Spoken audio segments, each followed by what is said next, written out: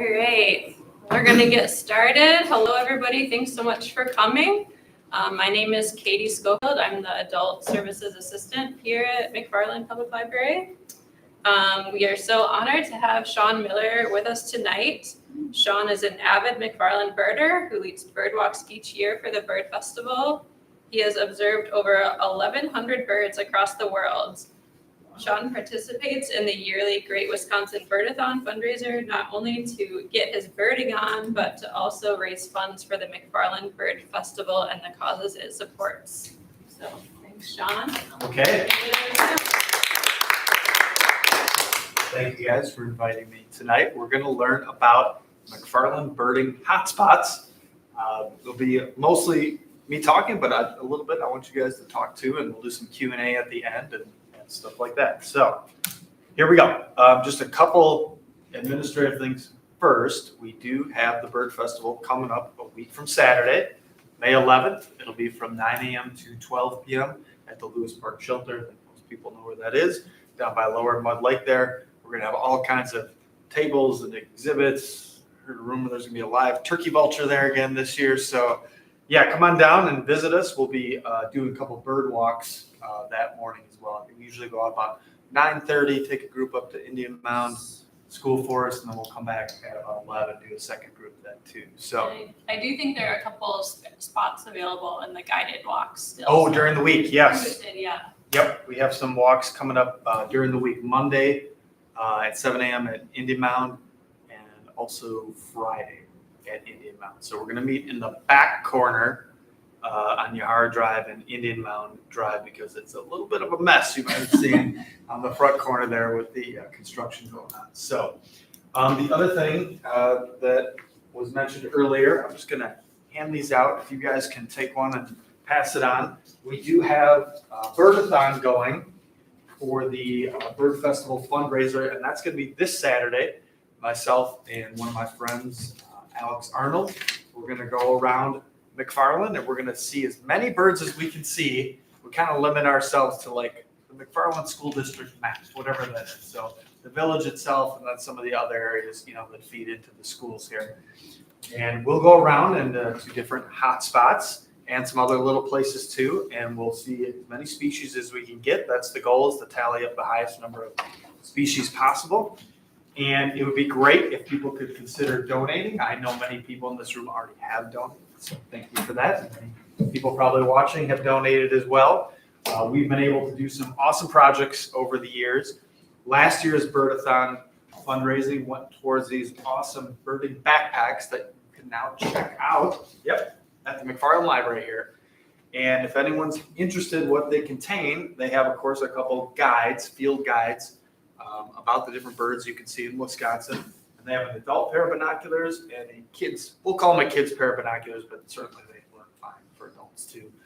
And they can be checked out. I'm not sure how long, each checkout is good for, but I think at least a couple of weeks. So if you check one out, you can go check out the hot spots and really see what's going on if you're just getting into birding. So I think there's maybe 4 of these kits available. This is modeled after a program that one of the bird clubs did for Madison Public Libraries a couple of years ago, and it's been pretty successful. So the more the merrier. Feel free to grab one of those.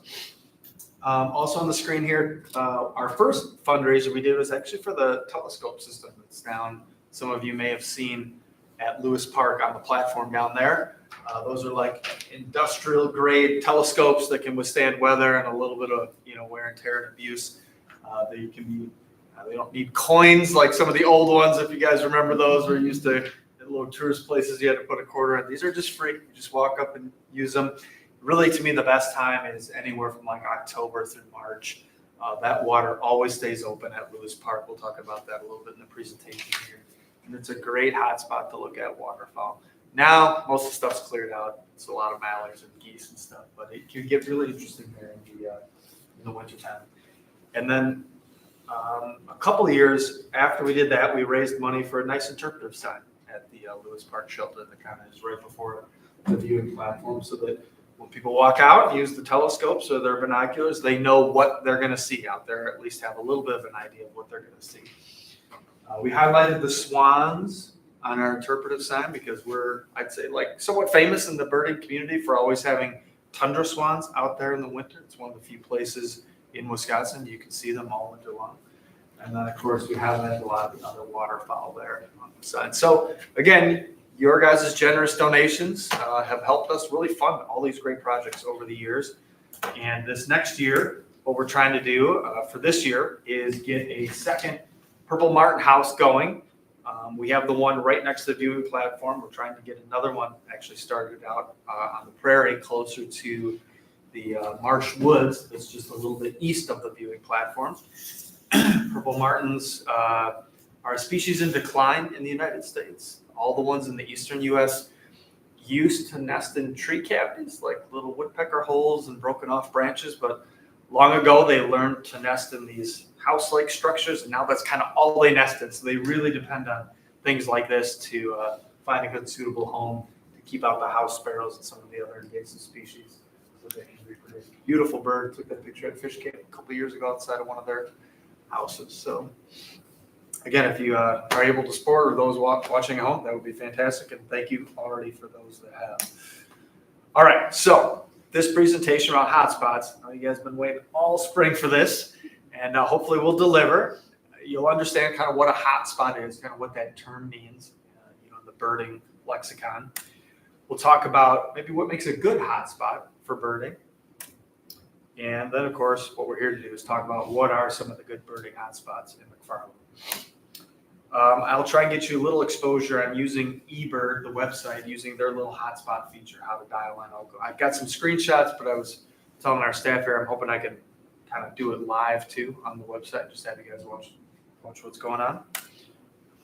All right, so what we'll do is we'll do background and definition first on hotspots. We'll go through just kind of a raw list of the hotspots in McFarland, and then we'll kind of talk about what the top ones are out of all those. We'll do that eBird demonstration, and we'll have Q&A as well. And we don't have to wait to the end. If you have a question, just pop a hand up or something, and we can try and answer those as we go too. So, all right, any questions before we get started? Okay, what is a birding hotspot? So a hotspot is a term that is generated, at least my familiarity with it, is through the website eBird. And eBird is a data collection program run by Cornell University out of New York State. They use that to gather information about birds, the location of birds, quantities that are being seen, and they freely share that data with new data-driven approaches to science, conservation, education. So what's in it for us as users are all these great tools, free apps for listing your birds, for identifying your birds through Merlin, looking at your own data, looking at other people's data. What's in it for them, so to speak, as a research institution is, wow, now they've got people just gathering all this data. I used to say all over the United States. Now it's literally all over the world that all this great information is being gathered. They use it themselves, but they also allow other institutions to come in and download the data set for whatever's needed and put it to good use, especially for conservation efforts. So great program overall. And so what they define a hotspot. All right. So what makes a location a good hotspot? I mean, this is a subjective thing. It's relative, to how you view birding and stuff like that. But definitely one thing is public access. There are some hotspots that either historically have lost public access or in the future might lose public access. But generally, you want to make a hotspot open to the public so people can go there on their own free time and look at birds and checklist them right up to this data set. You want to have natural habitat. Certainly there are probably a few examples out there right in the middle of a city or something like that, but generally it's a place that's a park or a lake or a river or a prairie, somewhere that's got some natural habitat to attract the birds. Third, this is what makes a really good hotspot, mixed habitat. When you go to like Lewis Park, I think a lot of people just think of Lower Mud Lake there, but it's also got some marsh, and it's also got some woods, not only next to the platform there, but then a little further up at Lewis Park, at Marsh Woods. It's all kind of mushed into one hotspot called Lewis Park and Marsh Woods. So mixed habitat brings a lot of different birds in. Ultimately, when you're when you're trying to find birds, what you're really doing is looking in different habitats, because different birds really are like this in this evolutionary niche in certain habitats. So the more mixed habitat you have, the more species you might find, and that'll escalate it up the hotspot list. And then, of course, like uniqueness, right? Like what's unique about a hotspot? What makes it really cool or really birdy, to use another birding term? You know, when you think about that, I guess, you know, in McFarland here, I think about Indian Mound Conservation Park. We'll talk about that a little bit here. What's unique about that? It's right next to a river. It's right on a ridge line. There's a lot of trees in there. It really seems to trap a lot of birds in there during migration. Then it's just also generally birdy the rest of the year too. So each place has its own little thing, you know, whether it's a prairie or maybe it's got a little sedge meadow in the hotspot or something. So each hotspot can be unique, and like the more uniqueness that's involved, usually the chances are for like some unique birds that'll go along with that like those types of habitats. All right, what are some McFarland area birding hotspots? That's why we're all here, right? So I would like to do a little group exercise here. If you all would feel comfortable, maybe just take in a couple minutes, find your neighbors there, and maybe just talk amongst yourselves. What are some places you guys like to go birding around here? Whether they're official hotspots or not, that doesn't matter. But maybe just talk amongst yourselves, and then we'll come back, and I'll ask you guys, you know, for your suggestions, and we'll see how they match up to maybe what's on the eBird list. So this is called the turn and talk. So find a neighbor or a couple neighbors, and just talk about some of the places you like to go birding around here. And that's okay if you haven't. That's okay. Oh, you are. What have you been to?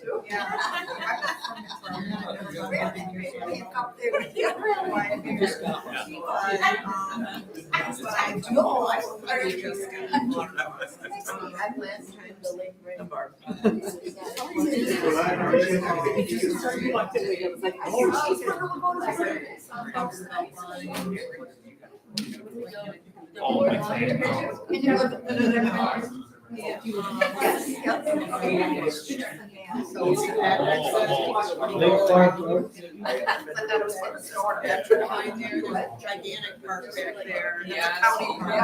Well, I kind of was right in the name of Indian Mound, so I can. And I bought birding there. Lake Farm, yeah. Yeah. Lake Farm. Yeah. Yes. Bird here. Oh, yes.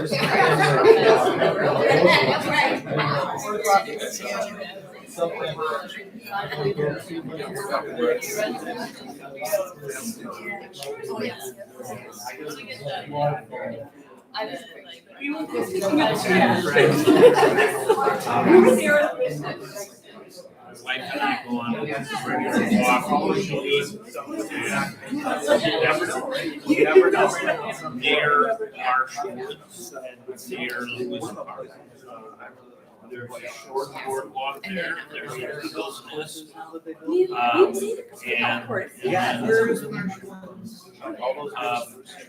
So Lower Mud Lake, so Yahara River, and Marsh Woods, right on Lower Mud Lake. It's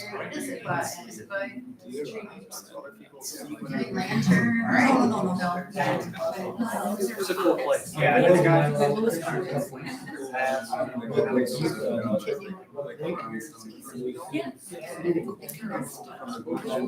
Wow, very nice. I saw you yesterday.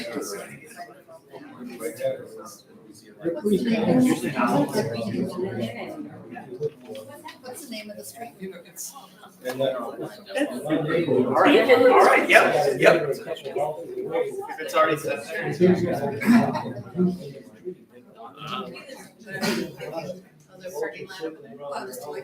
Okay, maybe one more minute and we'll get back together.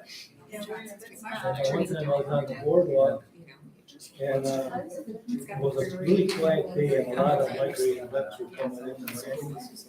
I heard a loon whistling at the far end of the lake, you know how loud it is? Yeah. Yeah. In the winter time. In McFarland. But, Okay, well, looks like there was a lot of good conversation going out there. So I just want to maybe canvass the room a little bit here and see what people came up with for hotspot suggestions. Why don't we start in the back with everybody's favorite former music teacher, Miss Larson, your group. What did you guys come up with in your group? Well, we kind of talked about marsh woods. Marsh Woods, Yeah. okay, yep, that's a great one. Right out your back door, maybe, right? Yeah, good, good. Okay, how about you guys up here?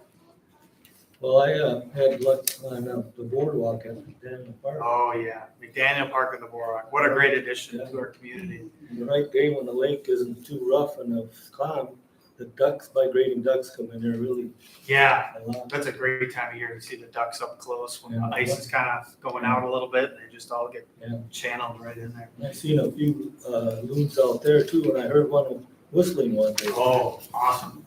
It's a great sound, isn't Yeah. it? Like, you think you're up north when you hear that or Yeah. something, and it's just little old McFarland here in the woods, so that's great. All right, did you guys have any other ones up here, or were you all kind of one big group? Well, Indian Mountain. Indian Mountain Conservation Park, yeah, which if you look on a map is actually 4 different parks. It's McFarland School Forest, Indian Mountain Conservation Park, Thrun Marsh Park, and Jaeger Conservancy all kind of mushed together there, but yeah. Colloquially, we just say Indian Mountain, right? Everybody knows what we mean. All right, Mr. Schneider, Mrs. Miller. Well, you see me out on the boardwalk often. Boardwalk too? But Yeah. I was just talking to Katie that it's so impressive to see the pelicans when they come. Yes.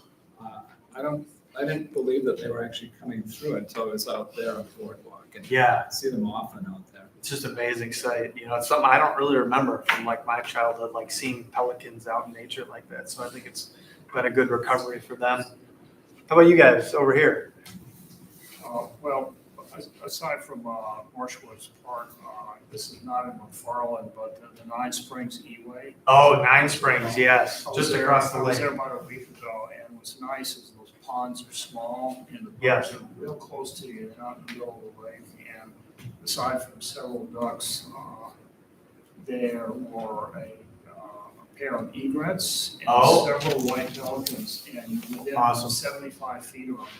They're not skittish at all. Yeah, they're used to people, I think, out there. There's so many people that hike the Nine Springs trails out by the Madison Sewage District. So that's a great place, great suggestion.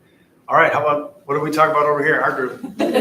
We also talked about the boardwalk. We love Boardwalk, walking on the yep. boardwalk, but another great one that we went to visit a lot last spring was, I think it's the Grandview Pathway. Oh, at yes, McFarland, 'cause that Grandview was really- Conservancy, yes. That was a Yep. really huge, the eagle nest was over Eagle there. nest It was a over there, great yeah. view of them feeding, far enough away where you would disturb them, but you could get a really close-up view if you're going. Yeah. That's a neat area for Yeah. sure, for sure. All right, these were all great suggestions. I'm glad to hear people are out and about at these different places, and we're going to talk in more detail about some of those coming up. So if you go to eBird and you zoom in on a map of McFarland, it shows little pins, and the hotter the pins get, so like think about like your like temperature, like cool is like ice, and then red is like hot fire. So the hotter they get, you know, blue to green to yellow to orange. We don't have a red one on here. What that simply means is how many species have been seen there. And they have a little gradient on the side that'll show, you know, when you're in red, it's like above 250 or something. And that's an all-time calculation, so we're all of time. And that can be a function of, you know, how diverse the hotspot is in terms of attracting different species, but it can also just be a function of how often people go there. The more people go to a place, the more weird things they see, and the higher that list gets kind of built up. So it's not an absolute truth, but it's a good tool to kind of say like, oh, maybe not so great down here, but oh, this fish camp, this really must be a lot happening there. Oh, the boardwalk, like you guys talked about. Wow, look at that one. If it's only a couple of years old, that's already almost to an orange color. You know, it's accumulated a ton of species sightings already. When you start clicking on these pins, what you get over on this screenshot to the right is little boxes will come up and it'll let you get into more detail. Now I clicked on them all just to kind of show what it would look like, but of course in real life you'll probably click on them one at a time just to see what's going on. And eBird has a million different ways you can look at stuff. You can look at the data of all time. You can look at the data for this year. You can look at the data for this month, or maybe you want to peek ahead and say, show me every June what's been seen at this spot, so I kind of know what to expect. So there's a lot of different ways to parse the data, but just clicking on these pins kind of gets you started in doing that. So we'll go into that in a little bit more maybe during our demonstration. All right, so here are the counts.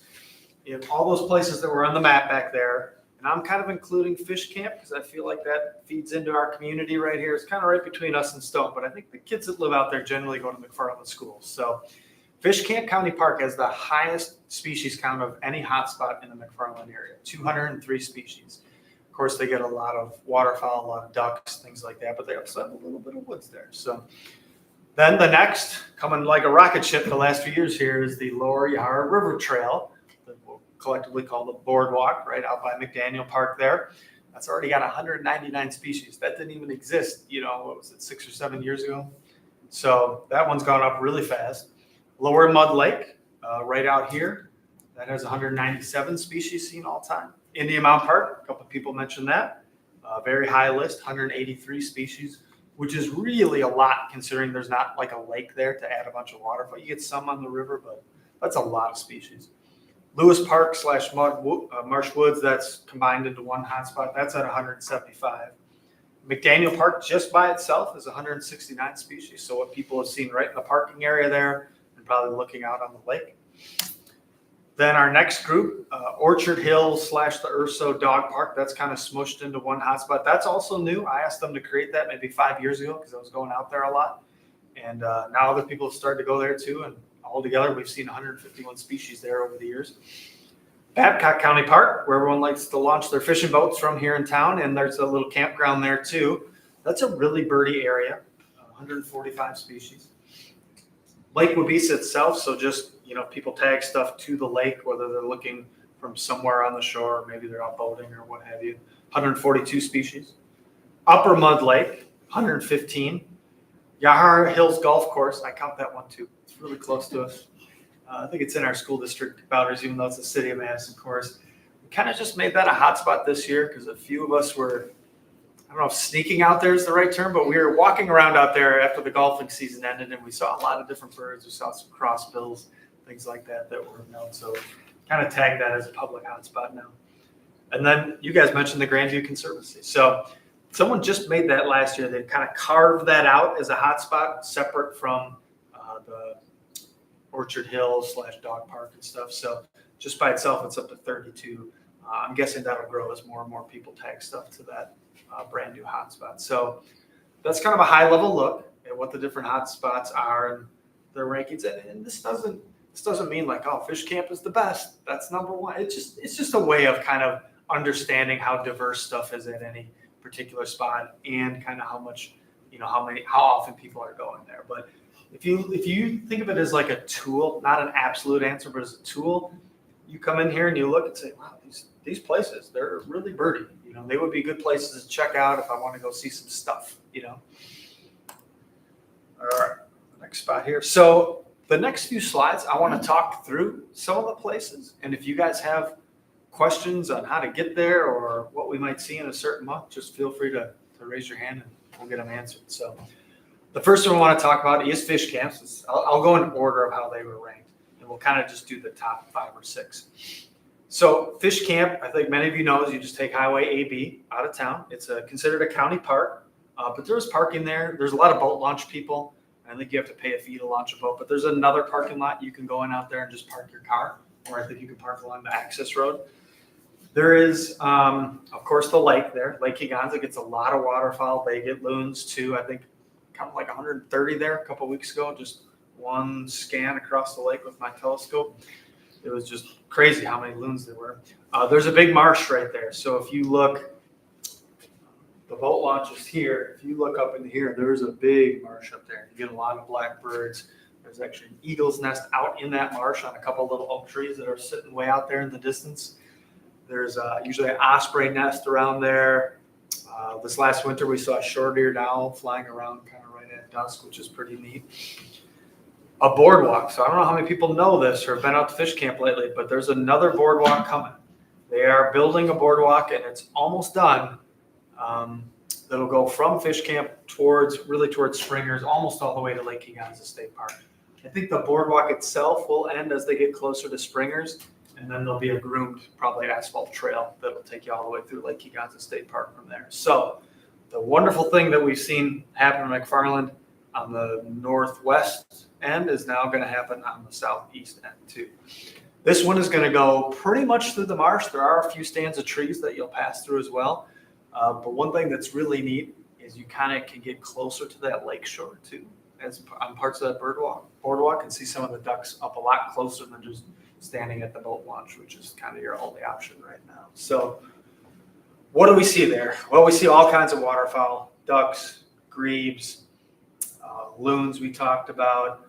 We see passerines, and passerine is just a term for all the perching birds, like the songbirds. So there's a lot of, in this time of year, there's a lot of warblers out there. There's woodpeckers on some of the trees that are still out there. There's blackbirds. We see lots of swallows. I was out there last night. I think there was about 3,000 swallows working out the parking lot over the lake. It was kind of colder. There was bugs, so like must have been right on the lake service. So there was just swarms and swarms of swallows. It was like one of those nature videos, you know. Eagles and osprey, we kind of talked about that. There's a eagle's nest out in the marsh. There's an osprey nest on the power pole that's there every year. And they reuse it every year. There are gulls in the winter. I don't know if it's just my personal, idea of a good time to go out when it's 10 degrees outside and look at the gulls at fish camp, but they do get some interesting gulls out there once in a while. You kind of have your standard herring gulls and ring-billed gulls, but once in a while there'll be a lesser black-backed gull or a Iceland gull or something like that sitting in the ice shelf, with the hordes of other gulls. So a really interesting place, and it's about to become, to me, a lot more accessible with that boardwalk going in. So I don't know what they're going to do for parking out there. I don't see another parking lot going in. I feel like it's going to be a desirable place, and they're probably going to have to figure out what to do. So, any questions about fish camp? Yes, Mr. Schneider. I know that it's on the board, but they do want to connect the bike path from McFarland out there. Yes, how to connect With the- here to there Yeah. without going on the country roads, right? Yeah, and I'm not sure that's eminent, but yeah, it is. There's usually some maps posted, right? And you see the little dashed lines of what the future projects are. That'll be really neat. Okay, we'll look at some pictures here that we see at fish camp. There's pelicans out there usually too. I wouldn't say they stay all summer. They kind of start to trickle out, mid-May towards Memorial Day, and then they're off to wherever they're going for good. And same for the ones on Upper Mud Lake. The purple martin, we looked at that photo before. They have a purple martin nest house right at the boat launch there. Very successful. Tree swallows, mentioned that before. Thousands of them out there right now. It'll be down to just a few pairs in a couple weeks, but that's really, if you want to see what migration is all about, go out there tonight at dusk or tomorrow night at dusk. You'll see thousands of swallows around there. Most will leave in a couple weeks. The osprey, very successful. I guess before my time as a birders, ospreys were really rare. They were part of the DDT, catastrophe that happened across the country, and they were pretty rare in Dane County. They came back into the Stoughton area, I believe, maybe about 20 years ago, people said. And now there's nests, I wouldn't say all over, but this part of the county seems to have a lot of nests, probably because we have the lakes and, good access. There's been a nest there every year. I've been birding on the power poles. And then on the bridge that takes Highway AB right over the creek inlet there's cliff swallows. So I know it's kind of hard to see, but they make these little muddy nests right on the bridge. And if you stand on the bridge, you'll just see them swooping. And this was taken, I think, when my wife and I were paddle boarding underneath the bridge. Just quick, put the phone up there. They peek their little heads out at you and stuff like that. So yeah, it's kind of, you can see a few grainy heads peeking out there. So they're there right now.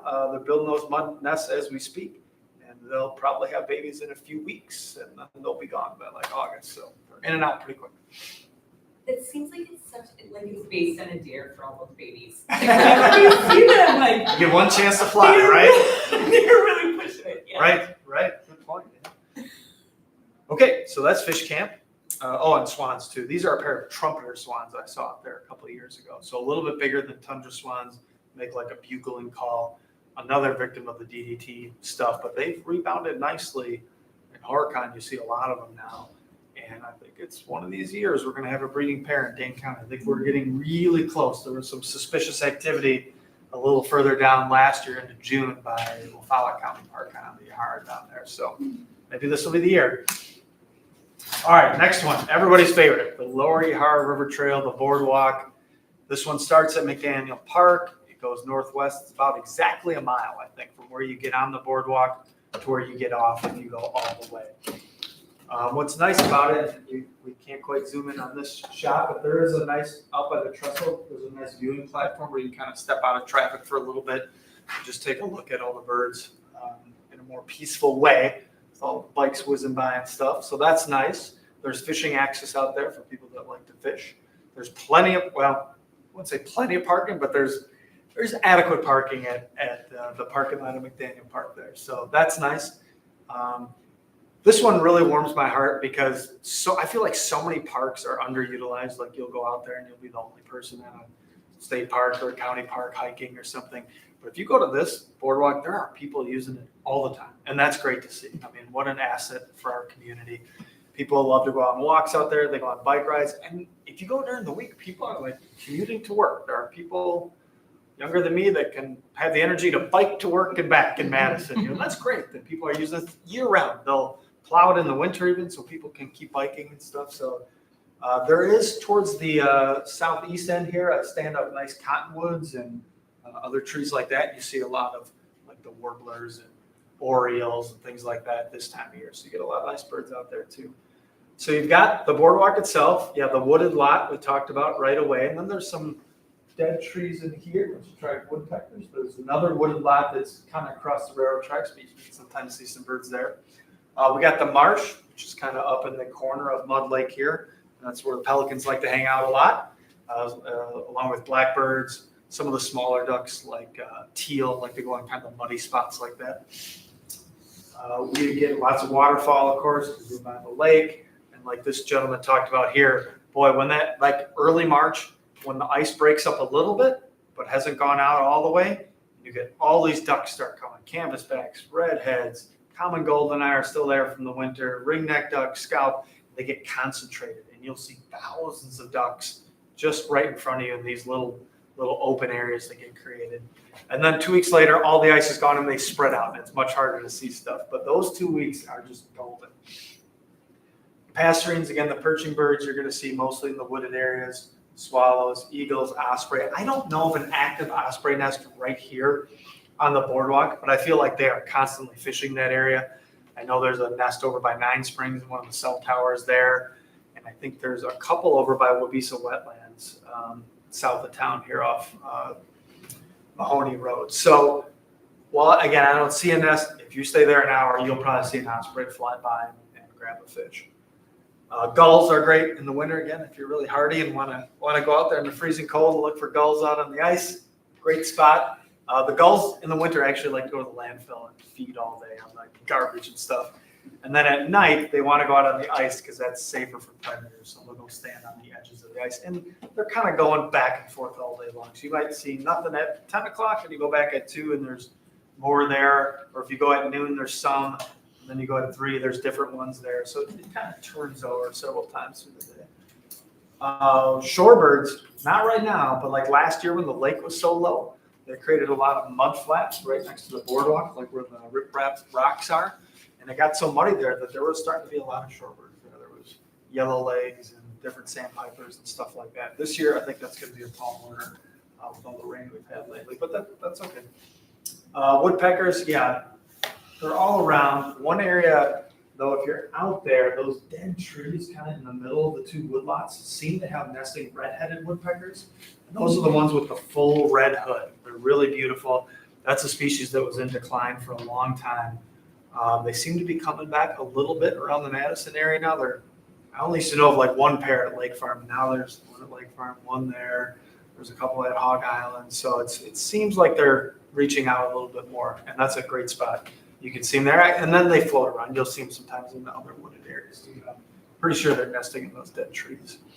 Yes, sir. That's red-headed, not red-bellied? Correct. Yeah, there's lots of red-bellieds out there, but there are a few red-headed with those full red hoods, beautiful black and white wings, stark white body. It's really a gorgeous bird. Yeah. Good question. Okay, just some photos. These are a pair of bufflehead, male and female ducks that are here primarily in the winter. think the last few are kind of hanging on right now. They'll nest further north, even outside of Wisconsin. But usually you can see a lot of those out there in the winter. This was a long-tailed duck that I saw out there this January. The water under the bridge itself, there's enough current there. Well, that'll stay open no matter what, even if it gets to minus 30 around here. That little spot will stay open. So when it did get really cold this winter, I went out there just to see, well, what's going to be in here. Sometimes all the winter ducks will just concentrate right in there. And there was a little female long-tailed duck sitting out there swimming, and there was so little open water, she was swimming under the bridge right next to you. You can take these amazing pictures. So that's considered a rare duck. It's usually like a seafaring duck that you would see like up in the Arctic Ocean. They do migrate to like the Gulf of Mexico, but usually where they see them is like in the big, like the Great Lakes, like Lake Michigan and stuff. So it's cool that we've gotten a few over, at the boardwalk over the years. Cool looking duck. This is a hooded merganser. This will be a bird that has a chance to stay there and actually breed. Not quite in its full regalia. He'll take that little white spot on his back of his neck there, and he'll actually flare it up to like a quarter circle. So he's like this nice pie-shaped white marking. Really cool looking bird. When we had the shorebird habitat, we actually ran into a flock of what are called ruddy turnstones out there a couple of years ago. There was about 20 of them flying around. Most years I'm lucky if I see one or two in Dane County. Right at the end of May, there was this whole flock of like 20 ruddy turnstones that were there for 3 or 4 days. So this year that won't happen because the water's too high. But as soon as you change that habitat, the birds that have their niche, they seem to come find it. And then again, swallows. So this I took, I think, in August. Yeah, because there's more leaves out. And what happens is after the swallows are kind of done nesting on the bridges and other places, they kind of start to slowly migrate. And in the mornings, if you go out on the boardwalk out there, you'll see little groups of mixed species of swallows sitting on some of the tree limbs. So I know we can't get enough detail here. Most of these are tree swallows, but there were a couple bank swallows in there, which are ones that don't breed here and are just kind of migrating through. They wear like little tuxedo bow ties across their white breasts, so it's a little easier to identify them. There was ruffling swallows. There was like 3 or 4 species of swallows just on that tree. Usually they're out flying around high in the sky over the water. But if you go in the morning, maybe on like a cooler, fall morning, you can get them lined up before the bugs get active and they start feeding. Kind of a neat experience. All right, any questions about the boardwalk? Everyone's familiar with that one. Okay. Oh, and a Baltimore, lots of those out there up high in the cottonwoods and stuff. So they're singing right now. All right, Lower Mud Lake. So this one I want to talk about it like the Lewis Park section and the Marshwood section, kind of everything in between. So I'm not sure how familiar people are with that. I think probably a lot of people know Lewis Park. You drive up, there's the shelter there, there's some parking spots there. Also though, and it's not connected by a trail, I'll say yet. I think they're maybe working on doing something to connect it with the trail.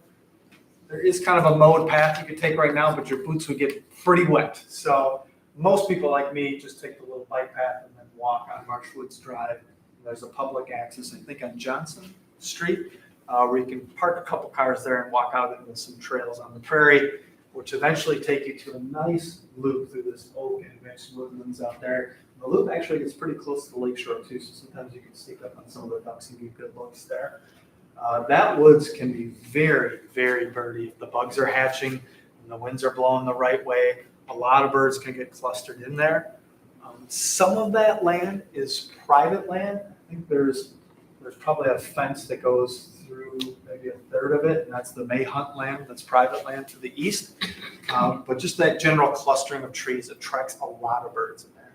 So in this area, this Lower Mud Lake hotspot, Lewis Park, Marsh Woods, you obviously have the lake. Lower Mud Lake, it's a shallow lake, but you still get good concentrations of waterfowl. We saw the pictures of the tundra swans before. That's, again, a unique thing. They migrate from like the northwest, like Alaska, to the east coast, like the lower east coast. So that diagonal line goes right through our part of the country, and a few hundred of them stay here. Nowhere else in really southern Wisconsin do those tundra swans stay consistently over the winter like that. And even like on Lake Mendota, a few will make it till like the lake freezes over, but as soon as it freezes over, they come here because there's a little bit of open water that they can go in and feed. This water will stay open not the whole thing, but a good channel of it will stay open all winter, no matter how cold it gets. There's just enough current going through there. And in the birding community, I'll say, like, this is a known spot for people from outside of even Dane County to come, and if they just want to get some winter birding in and there's nowhere else interesting to go, they'll come up here and go to Lewis Park and look at our ducks and stuff over the winter. So it's kind of a known thing in southern Wisconsin, so this is really a unique place. We have the marsh, which is mostly just, right along the shore there by the platform. And there's other marsh across the way that you can see from the platform. And of course, then there's big swaths of marsh further out. But marsh adjacent to the lake helps bring in some different birds. The viewing platform itself is pretty cool. You go out there with a pair of binoculars, usually see a few things. If you have a telescope, you can see even more. And then we talked about the marsh woods itself is really kind of what they'll call like a migrant trap. So when migration's going on, it's just a term that's loosely used to talk about places that seem to attract a lot of birds. Like it's a little trap. The birds are flying and like, oh, there's a good woods right there. Let's go down there, and there's a bunch of midges hatching, flying around, and they just feast up, get their energy back. So it's a good migrant trap. In terms of what do we expect to see here? Yep, common theme, waterfowl, tundra swans are the unique thing here over the winter. Pelicans, there's little groups of pelicans on that lake, at least again through the end of May. Passerines, especially in the marsh woods, you get warblers, you get flycatchers, you get sparrows, you get woodpeckers, you get all the different families of passerine birds in there. Swallows, yeah, same as the other places, you get a lot of different types of swallows, eagles and ospreys. So there is, I think most people know, there is an eagle nest really close to here in the Grandview Conservancy, kind of in the woods over here. There actually was that same nesting. I believe that nesting pair has been here since I've been birding, which is about 2004 when I first went and looked at those eagles. So I'd say about 20 years they've been nesting here. At the time, I'd say that was one of the few nests in Dane County that I was even aware of. Now there are several nests, within a 5-mile radius. There's probably 5 or 6 nests. So that pair has moved their nest from time to time, and I think that's natural for eagles. As you can imagine, try piling a bunch of dead fish in your house year after year. It's not going to be pretty, right? So they pile those dead fish in there. It gets really kind of gross, and after a while, they just have to abandon ship and start a new nest. One of the years, I think for about 3 years, they nested inside the marsh woods here, like right. Do you remember that? Right above the trail. You could go on the loop. They had one nest for 2 years, and they built a second nest for a year. I know at least one of the years they definitely had a successful hatching of eaglets in there. Now, after that, they've kind of moved back over to this Grandview Conservancy in the Mayhunt area. So that's a really cool thing about there. Osprey, again, I don't see any nests right there, but they're constantly hunting this parcel. Gulls, again, you can see some cool gulls out there. Shorebirds, the water never gets super low here, but if you just work these edges along by the marsh woods, even on some of the algae mats, kind of the scummy stuff that are sitting out there, you'll see a few shorebirds walking around this time of the year. Now through, I'd say, Memorial Day, if you just go out there, even with a pair of binoculars. Yes, we got a question. Yeah, no, I have a comment. If you go into the prairie from Johnson Street, there's an obvious trail, and there's an obvious trail going through the woods. Yes. And it will loop back to the left, back to the prairie. But where it starts to loop back, there's an obvious trail about 50 feet right down to the water. Yes, the woods. right in this area, right? Yeah, it's Yep. quite a different view from compared to Lewis Park. Yeah, you can get right into the cattails, basically, and You're right there. kind of be careful and stand on top of a few folded over ones. No, it's not that bad. It's Right there? Dry. You go Yeah. right up to the edge of the lake. Right there. Yeah, he's talking about there's a little cut through, like a spur off the main loop, right when it gets really close to the water, right before it starts to turn back along the fence It's real line. obvious. You can't miss it. Yep, that's a good spot where you can sneak up on the ducks and stuff like that and get a little better views. Okay, great comment. Any other questions, comments? Unless it's picture time. All right, turkey vulture. This vulture was sitting in a ditch eating something that was dead right on the walk from Lewis Park over to Marsh Woods. Kind of a hideous looking creature, I think. Purple martin box. It's been there for as many years as I can remember at the Lewis Park shelter. Yellow warblers, you see a lot of those. They like kind of wet, scrubby areas. We have a lot of that in this hotspot. Sandhill cranes. You see a lot of sandhill cranes flying over this area. You hear them squawking from out in the marsh. Sometimes in the fall, they'll accumulate in little groups before they migrate. Maybe 50 will be out there in the marsh. So that can be interesting. Also, we just live a few houses out from that area, and the Sandhill cranes will walk down the street into our yard. Right. Eagles. If you sit down there, you'll see the pair come by. Now the mom's on the nest right now, I think, and they're probably taking turns feeding the eaglets.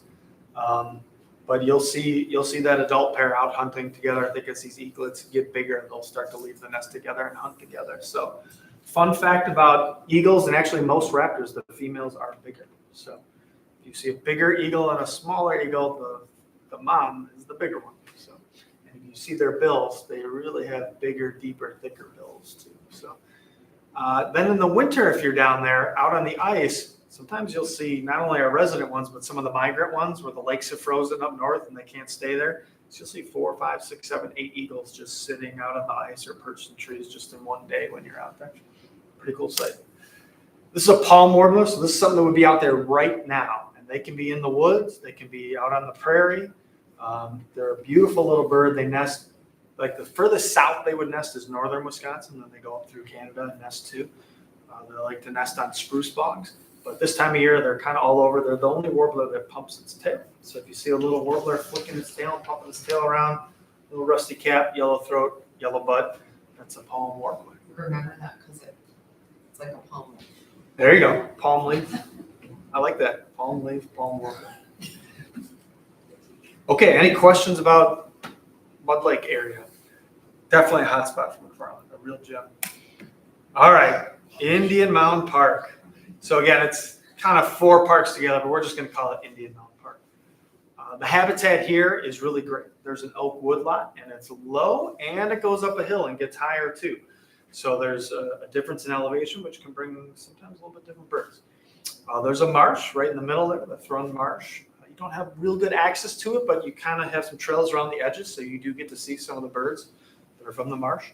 You have the Yahar River on the backside here. It's what's known as Jaeger Park, so you have access to there. This is, again, a really, even in Dane County, like the Dane County birding scene, all the cool birders, they all know Indian Mound's like a really good migrant trap. And it's no surprise that a lot of good birds have been found there over the years, a lot of rare birds. So warblers, if you walk down there, well, hopefully this week on our bird walks, next Monday and Friday, we'll see lots of warblers. If it's a good day, you could see 15, 16 species of warblers just on one walk. There's different vireos that go through there, flycatchers, woodpeckers. There are owls there. I remember on one of the bird walks a couple of years ago, we saw great horned owls out there. I have had screech owls there at night, kind of in the winter when they're doing their little screech owl thing. I don't know if I've ever had a barred owl there, but it wouldn't surprise me if there's one floating around somewhere. So just a good, really good place. And it's not like you have to hike 10 miles. It's really just a small, compact area. The hardest part is probably going up the hill and back. But even by the water tower, there's lots of good birds up there. It's really, dense forest, especially looking west down towards the houses there. There's just a lot of good birds moving around there. And if the wind's blowing in one direction, the nice thing about this park, no matter which way the wind's coming, you can hike to a part of the park that's got calmer winds. That hill will shield it from one side or the other. And if you get down to the other spot, you'll say, oh, this is where all the birds have been hiding. The birds are there, but they don't like wind. They'd rather have rain than wind. So they don't like being in the wind. They have to expend a lot more energy. It's all about calories. How much can they eat versus how much energy they have to expend. So they'll find areas that are calm and they'll just kind of slowly trickle into these spots that are out of the wind. So if you can kind of just figure out which spots, you call it the leeward side, windward, leeward, like in Hawaii. If you can find the leeward spots, then you'll find some of those birds, even on a windy day. All right, some pictures from Indian Mound, rose-breasted grosbeak. This was on our birding walk last year. We had that wonderful day where we saw like 10 or 12 grosbeaks in one morning out in the forest. This is a magnolia warbler. So this is one of the migrant warblers. They'll come through here and then they'll nest up in northern Wisconsin. Beautiful little guy. This is a least flycatcher. Now this may stay here. Some of them will keep going, but some will stay. This is a scarlet tanager, one of my personal favorite birds. Bright red bird with jet black wings. I would say They don't typically stay here, maybe in bigger woods in Dane County, like the Arboretum, or another place might be Picnic Point, or maybe out like Dane County has a little bit of Blue Mountain State Park out there on the Iowa County border. Like there, I would expect to see them at least 1 or 2 in the summer breeding. In McFarland, we just get them for a few weeks as they pass through, and they're really gorgeous birds. It's our only expected tanager species in this part of this, well, in this part, like the Midwest. So if you go further south in the eastern U.S., you can see summer tanager. If you go in the western U.S., you get summer and western tanager. If you go to Costa Rica, then you go out one spot, there's like 24 species of tanager. So, What did you say the one before the tanager? yeah, What is that? great question. This is called a least flycatcher, and it's part of a small group of flycatchers called Impidimaks is the name of the family.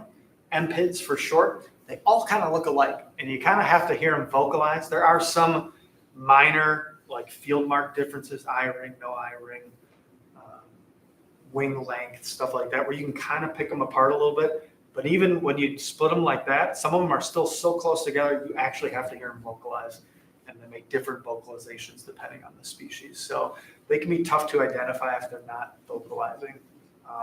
Just looking at this, I would say, yeah, it's probably at least maybe a yellow-bellied flycatcher.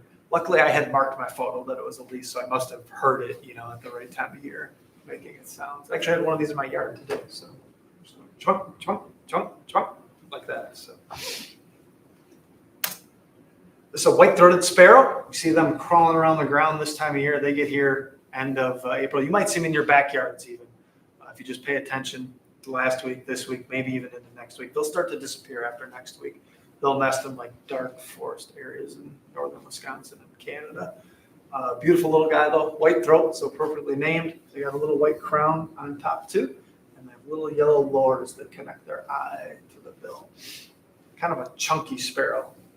They like to pick through the leaves. They'll perch up maybe mid-level, but you'll never really see them like at the tops of trees like a song sparrow. And this here looks like a pine. No, it's a yellow-throated vireo, I think. So they, this is one of the species that actually will stay in the forest. A vireo has a little thicker bill than a warbler. So here's a warbler bill. It's like a little spear, a little knife, sharp, good for lancing insects and pulling caterpillars out of leaves and stuff. This is a vireo. So it's got a little bit thicker bill, not quite like a finch, but a little thicker than a warbler. So they can maybe not get in as many crevices, but they can crunch some bigger like beetles and caterpillars and things like that.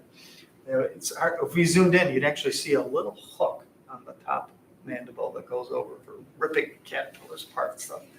The bird world's a violent world out there. Everybody's trying to eat something, So these are birds, again, some you find in migration, that one, that one, and that one. And then some might be there all year round, like the grosbeak, the flycatcher, and the yellow-throated vireo. So neat place. And I put a plug in for my daughter's Girl Scout troop. They went and put interpretive signs in a few years ago in the forest there. A lot of them just talk about plant species, but some are like raptors, and you put your phone up to it and scan it, and it'll tell you about the different raptors that are seen there. We actually have a song board right where all the trails intersect of like 20 different birds with their pictures. And then like on your handouts there, a little QR code. If you scan it with your phone, it'll play the song on your phone of the bird that's pictured there. So you can kind of understand what the songs are like. All right, any questions about Indian Mountain before we go on to our next one? All right, Orchard Hill / the dog park / like all these DNR and county fields that are out there. This is a hot spot. I asked eBird to create a couple of years ago because I was walking my dog out there a lot. I was seeing a lot of birds, and I kind of wanted to encourage more people to get out there. I thought this is really a great place. You've got the spruce trees. So if you go in where the disc golf course is, there's all those giant spruce and pine trees there. Those can get some unique birds. There's lots of wooded areas. Even though they've cleared out a lot of the underbrush from the golf course, there's lots of wooded areas. Even just walking in the dog park, there's usually lots of birds around there. Even with all those dogs running around, there just seems to be birds everywhere.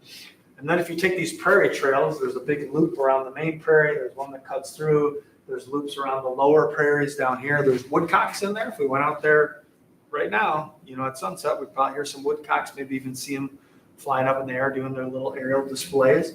So here's a situation where you have oak woodlot, you have prairie, you have conifer stands, you have some swamp that's kind of hidden right in the middle between the dog park and the woods in there. There's a little trail that's not obvious that goes back there, but there's a little swamp back there, and you can sometimes see some unique birds back there. So you get all these different habitats, and voila, you get tons of different types of birds. You get good quantities of birds. They're pretty good about taking care of those prairies. I think they burned the main one this year again. So again, this becomes a big migrant trap.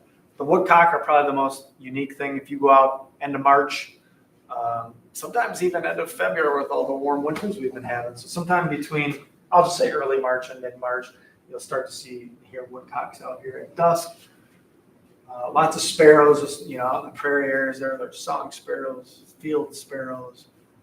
In the woods, there can be, during migration, white-throated sparrows, white-crowned sparrows on the edges. Lots of warblers, especially in that main wooded area there. Vireos, flycatchers, woodpeckers, owls. I know there's all three owl types are there. Great horned owl, I see once in a while out in like these pine stands out here that are just across from that little 2-spot parking area at the end of Hidden Farm Road. Barred owls definitely nest in the main woods here, and sometimes you'll see them venture out more towards the parking area where the spruce trees are. But they definitely, if you're out there like listening for the woodcocks, all of a sudden you'll hear the barred owl doing its call from inside the woods there. And then I have had screech owls there too. Put a box out here, and I haven't seen them nest in it, but I might not just be there at the right time. But I know they're kind of around this area in here. There's a pair of screech owls. So this one's a little bit off the beaten path. You got to go on the, well, now it's paved up to the disc golf, but then it's a gravel road, and you end up eventually at somebody's private property. But there's a little parking spot kind of near the end of the road there, where you can just access the prairies directly. So cool spot. I like it a lot. You can hike probably 5 miles if you want to know the trails out there. So there's a sneaky amount of good trail action out there. And we've been getting some good birds there the last few years. Any questions about this area? All right, let's look at all the cool photos. So there's a woodcock. It's kind of my greeny nighttime holding a flashlight up with one hand and trying to take a picture with another. They're walking around through the prairies. They do these aerial displays, but eventually they'll go nest in the woods, and that's where they get their name from. It's actually considered a shorebird, if you can believe it. Another palm warbler. They love the little scrubby habitats out there. Bluebirds. There's a couple nesting pairs of bluebirds out there. There are at the marsh woods in that prairie as well. Yeah, red crossbills. I think on the video we recorded a couple years ago when we did the bird walk, right after we turned the cameras off, this rare red crossbill came and landed in the conifer stands up there. So, and then this winter, right at the end of winter, I think the flock broke up that was at the golf course. And like 12 or 15 ended up in those conifers for like a week or so, maybe even 2 weeks. People were seeing them up there. And there was males that are red, females, and immature birds are kind of this yellow greenish color. We zoomed in. They really do have a crossed bill, and that's where they're prying open the pine cones and the spruce cones, and then they stick their tongue in there and grab the seed out while it's kind of pried open. So it's a cool bird. Blue-gray gnatcatcher. This is a common bird you'd expect to find now in any kind of scrubby or wooded area. Almost like the size of a chickadee, but a little skinnier, like a long tail.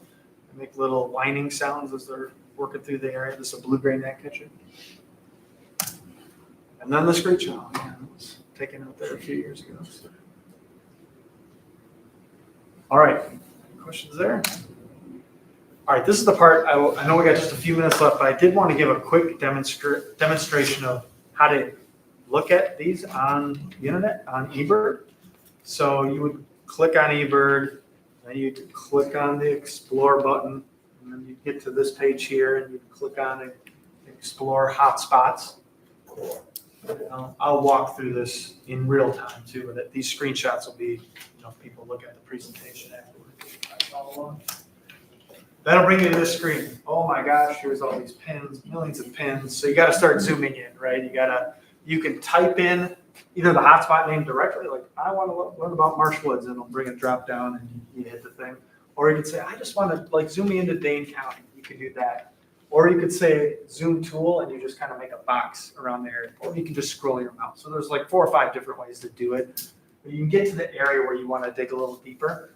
You can also set the date and how many years you want to look at for data. So if you just want just tell me about the last 5 years. You can set it like 2019 to 2024.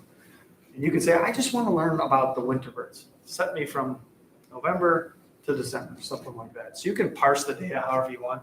You start zooming in, and then you get to these pins. That's kind of like we looked at earlier in the presentation. And you click on those pins. Yep, under the screenshot. So you explore the McFarland area. You click on a pin, this one for Indian Mound. You hit view details, and now it'll take you to the page for the Indian Mound hotspot. It'll show you the species that have been seen there. If you want to see them all, you just tap all, and it kind of expands the list. It'll show you any photos that have been uploaded recently. It'll show you like people's actual individual checklists that have been submitted there. So like, okay, what did Shawn Miller see? He saw 8 species on April 25th at 5:16 p.m. But Andy Polios, he's a much better birder. He saw 21 species the day before at 8:21 a.m. So you can go through it and you can just kind of see what's being seen recently. You can get to some really detailed stuff too, like bar charts that show the frequencies. You can see who's the top e-birder at each hotspot, and stuff like that. So it's kind of fun too. I'm going to break out before we get to Q&A. I do just quickly want to try and do the live demonstration. So what this looks like is, you'll come to the ebird.org homepage. You'll click on Explore, kind of in that upper right area. And then you'll come down here in the middle of the page, click Explore Hotspots. All right, name me a random state. We're going to go explore. California, okay. So we're going to zoom out. I'm just scrolling my mouse. I'm going to zoom in. Let's pick San Diego. How about that? San Diego, okay. So we zoom in. Oh my gosh, look at all these hotspots in San Diego. And there's your colored grid on the right. Anything that's like deep red is like almost 500 species. So let's go out here, this area, and there's the hotspot, Fort Rosecrans National Cemetery. No birding, 8 a.m. to 5 p.m. That's a new rule. I've been to San Diego a couple times. That used to be the rule. That is a new rule. So they put it right in the name of the hotspot. It's this beautiful military cemetery with all that stuff. My guess is people were not being respectful, so they cut off the birding during visiting hours. But over the years, 301 species have been seen there. If we wanted to get more details on that, we could say, oh, here's what's seen there lately. Here's some photos. Here's individual species list. There better not be a listed here after 8 a.m. Okay, good. You can click on people's lists, and then it'll give you the detail of everything they saw that day. So you can really kind of get, as busy as you want as far as looking at the data and trying to figure out what's going on. I'm a data person. I'm an engineer in my real life. So I love just like drilling in. Oh, what did this person see? 3 people in a row saw the same bird. It must be pretty reliable. I'll go out there and look for it. So you can really kind of get into some of this data at a specific hotspot. Again, you can change the years if you want. You could say, just show me the month of April for this year. Now what's going on? Let's see, what Dane County hotspots look the hottest here. Well, maybe this one. Oh, there's your spot, 9 Springs. 152 species this year in April have been seen at 9 Springs already. It's amazing.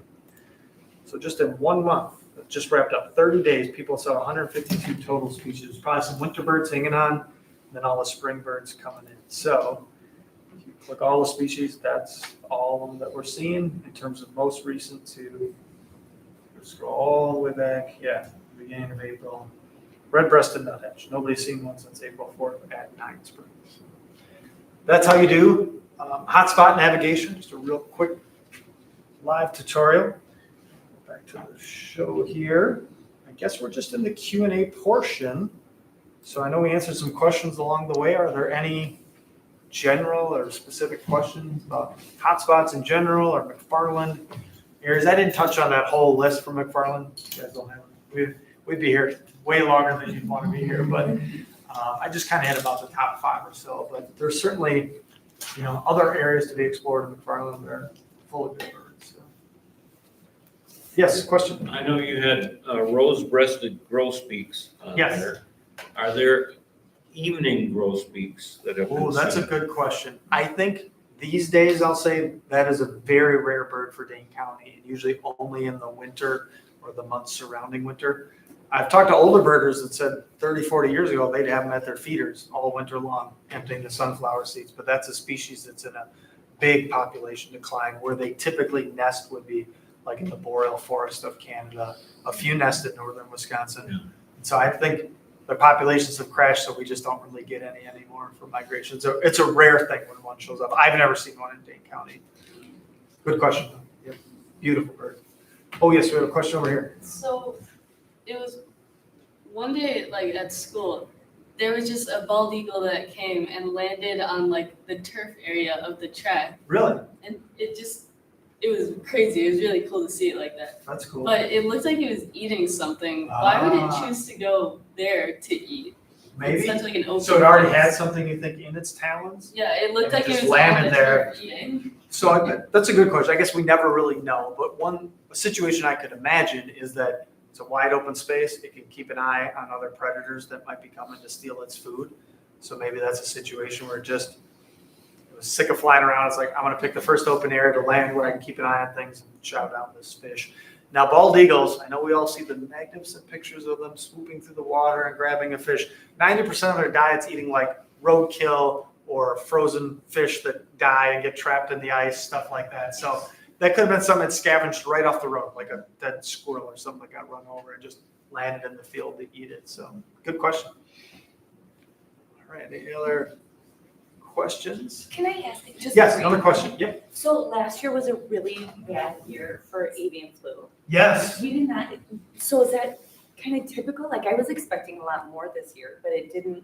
I don't know much about that. Yeah, I read some of those same stories last year. I think we did end up with a couple maybe dead pelicans out around in this area somewhere.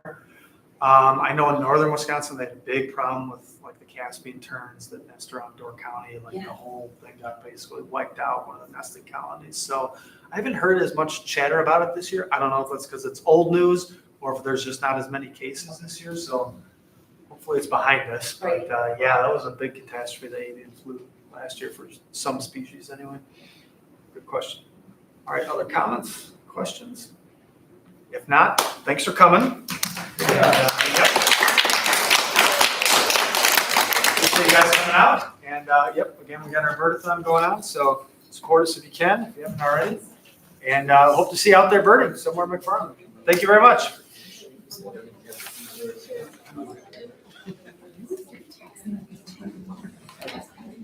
Okay, is that a wrap? Okay.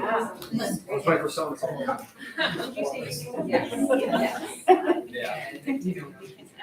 Yeah, well.